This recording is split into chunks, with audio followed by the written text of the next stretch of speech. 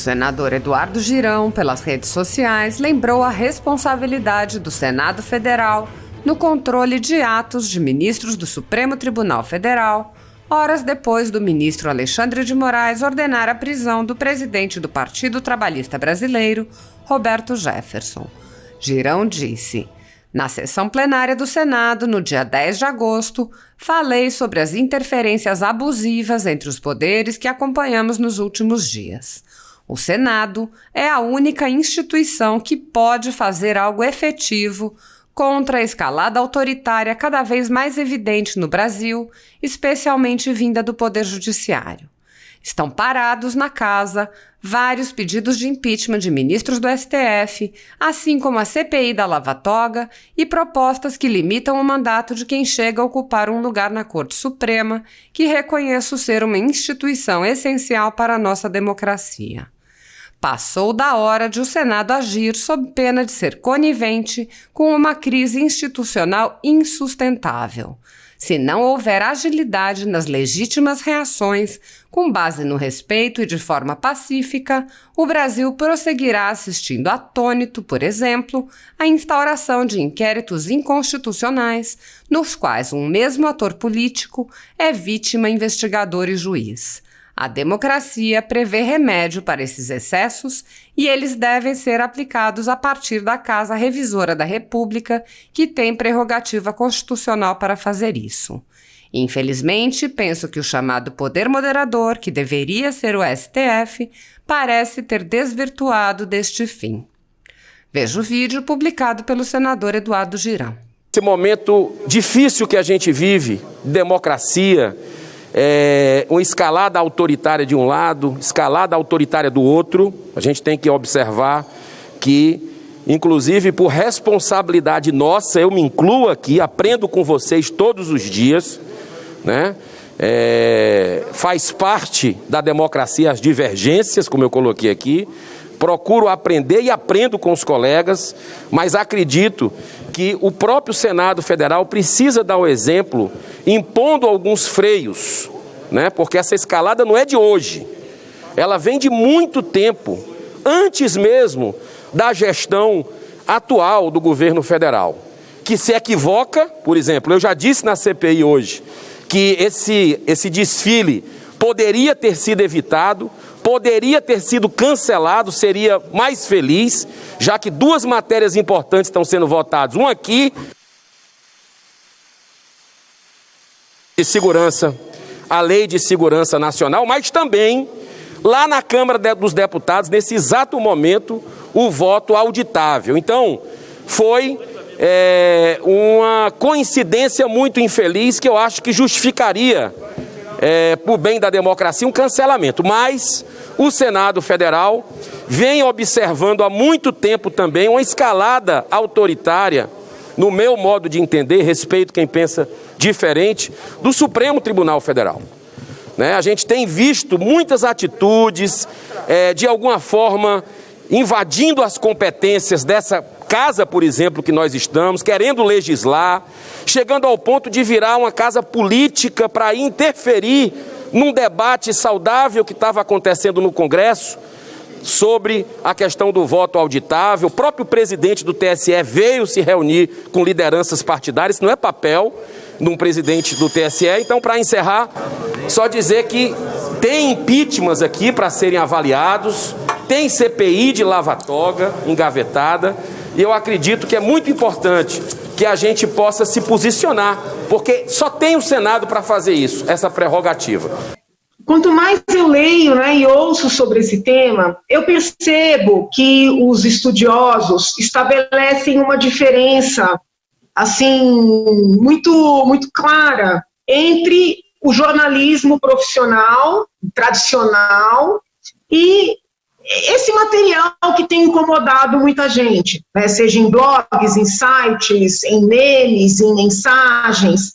E me parece que se toma como pressuposto de que o jornalismo tradicional faz uma rígida checagem do que ele publica.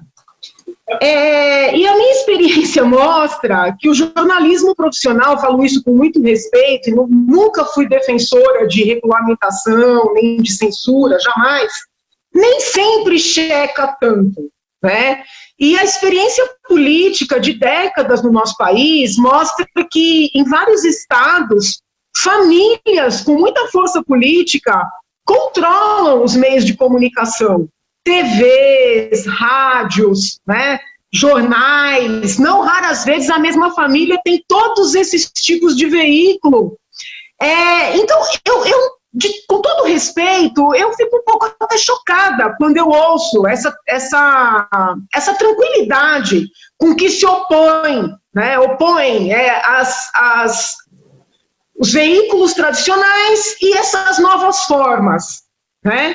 Então eu pergunto para o senhor, será que nós não estamos enfrentando uma guerra, né, entre o jornalismo profissional, esses grandes veículos de comunicação e esses novos veículos, que claro, podem ser melhorados, podem ser debatidos, aprimoramento ético sempre deve ser feito nos dois lados, em todos os lados, mas não estaria aí também uma guerra, né, uma guerra de espaço, né? Então esse é um primeiro ponto que eu levanto. Uma outra questão, hoje inclusive teve uma matéria interessante falando sobre o dinheiro de publicidade do Banco do Brasil, que o Banco do Brasil foi proibido de publicar em determinados sites que entenderam que propagariam notícias falsas. E o Banco do Brasil está reclamando porque ele, de alguma maneira, foi o que eu entendi, conseguia abrir mais contas ou alcançar mais clientes com o formato de publicidade que ele fazia antes. Então, eu nem estou entrando no mérito, né, de publicar em sites bons, sites ruins, mas será que essa imprensa tradicional não está incomodada em perder esse dinheiro?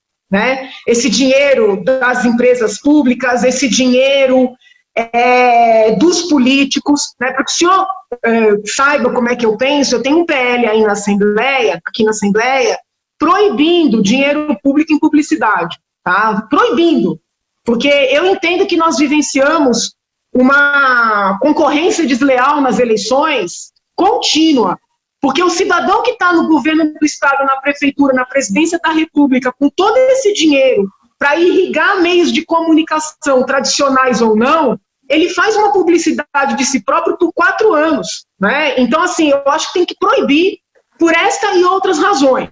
Mas o senhor não consegue enxergar nessas suas pesquisas uma guerra por essa verba publicitária? Né? Esse é um segundo ponto. Aí a verba pública. Outra coisa, quando uma mensagem vem, ainda que por WhatsApp, de um veículo convencional de jornalismo, é raro um tio, né, como o senhor bem mencionou, perguntar se é fake news. Por outro lado, quando caiu aqui meu telefone. Quando o link vem, né, de uma montagem de WhatsApp ou de um site menos conhecido, esse tal tio geralmente pergunta, é fake? Por que eu estou dizendo isso? Será que a própria população já não faz uma filtragem desse material? Né?